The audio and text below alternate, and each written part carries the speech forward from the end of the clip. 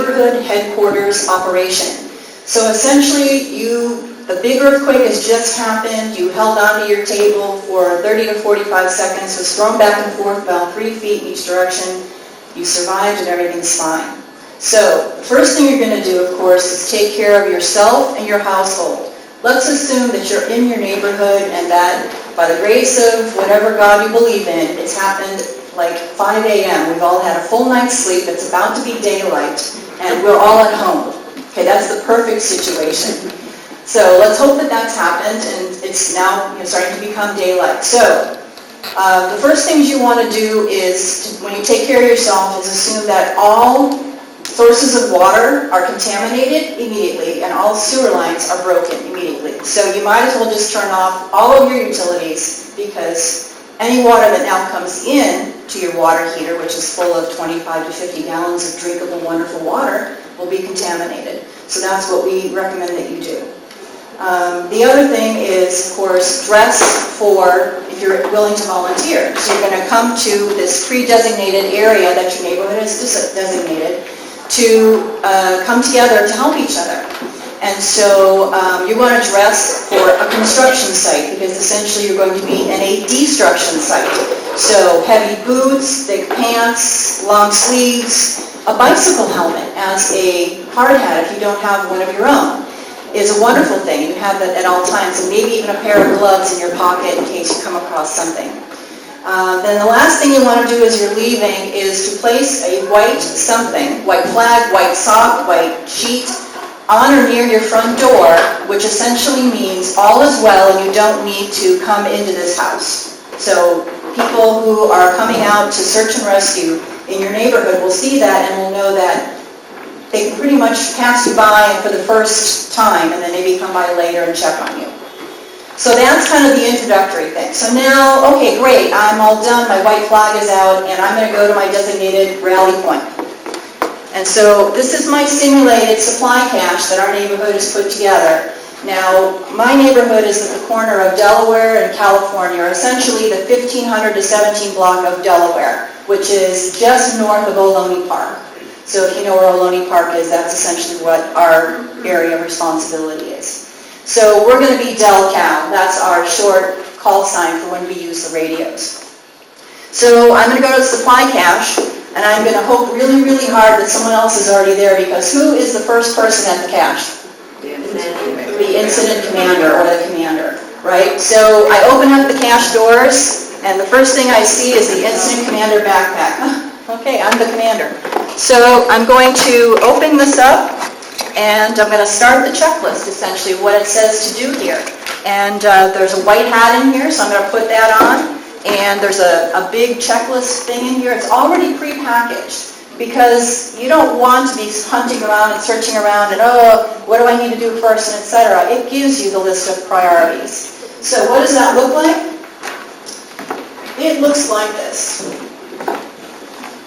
So it says you have the overall responsibility, you're going to take command, you're going to communicate often with your subordinates, be the final authority for all decisions after you receive the input from your subordinates, you're going to supervise the headquarters, you're going to timely accomplish the tasks, you're going to ensure communications with all of your teams at all times, all the people that are out running about the neighborhood. You're going to coordinate directly with outside emergency agencies. So you're going to have to keep track along the way of the things that your neighborhood needs from fire department, police department, FEMA, Red Cross, anyone else who happens to come across you. Provide overall direction and essentially understand the organization chart and how it works. And so we have a lot of this stuff already pre-printed. In fact, we are going through a draft right now of a field manual ready to use. So kind of like an MRE, manual ready to execute. So as soon as we get that finalized, you guys will essentially have all of the instructions necessary to start your own group from scratch. So this is what we're going to try to do here, is to show how this happens. So it says here, first step, take the supplies from the cache, put on all your equipment, and ensure you have your whistle and ID card. So there's actually one already in the backpack for you, but there's of course a bag of whistles and these ID cards, which is something my neighborhood made up so that we could put everything on here, because if you are a volunteer and you end up getting injured, we have all the information we need from you, including blood type, allergies, and everything else. And we can't ask you because you're unconscious. So this is something we ask all of our volunteers to do right when they sign in. The number one priority, see if that's on my checklist, I'm supposed to talk about that yet. Okay, is fires. But of course you're alone right now, you haven't even had your second volunteer walk up yet. So we're going to continue with the other parts of the checklist. So the first thing you want to do is find a suitable location for a headquarters. Of course, this is not something you want to create right then. You want to have surveyed it and thought about it for weeks or months and said, gee, where would be a good spot, and talk to your neighbors. But essentially you're looking for a one-story structure next to one-story structures, not a three-story apartment that could fall on you in an aftershock. If it's been retrofit and it's got all kinds of strengthening, that's fantastic. Obviously not damaged or very, very minimally damaged, if at all. Near no power lines or anything like that. And of course check for safety hazards, like I said, tall buildings, chimneys, or anything nearby that could be a problem. But this, like I said, should be pre-surveyed. And we have 3 of these sites already surveyed. We all know where the first and second one is at all times. So now your volunteers start to show up, and if you notice that there's chairs sitting here, so that means that I'm going to need volunteers from the audience to be my volunteers.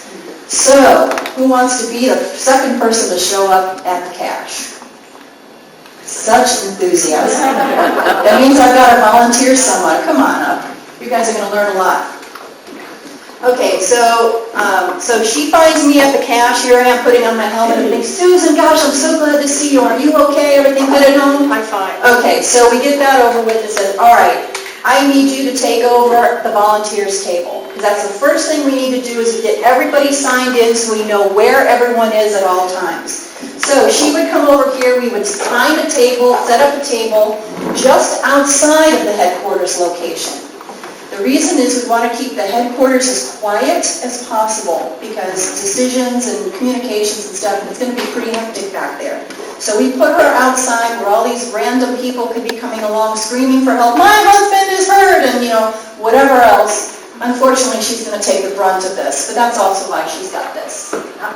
So she's armed, okay?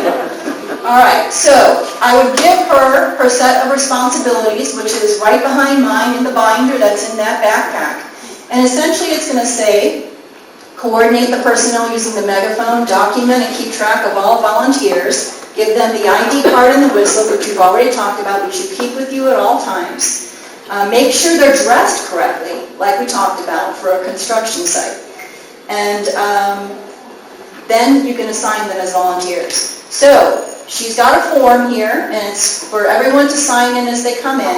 And essentially this form says the name, the time in, and whether they are fire qualified, medical qualified, search and rescue qualified, and then other. So there's other places to put things.